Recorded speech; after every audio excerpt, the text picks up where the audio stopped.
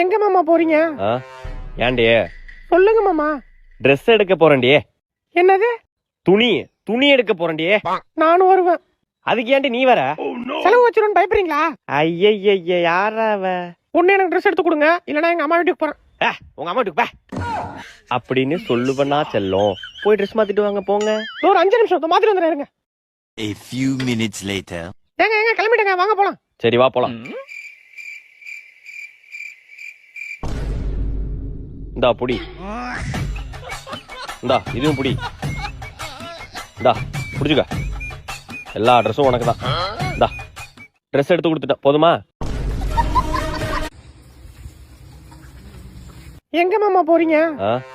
ஏன்டி? சொல்லுங்க மாமா. ட்ரெஸ் எடுக்க போறேன்டி. என்னது? துணி எடுக்க போறேன்டி. நானும் வருவேன்.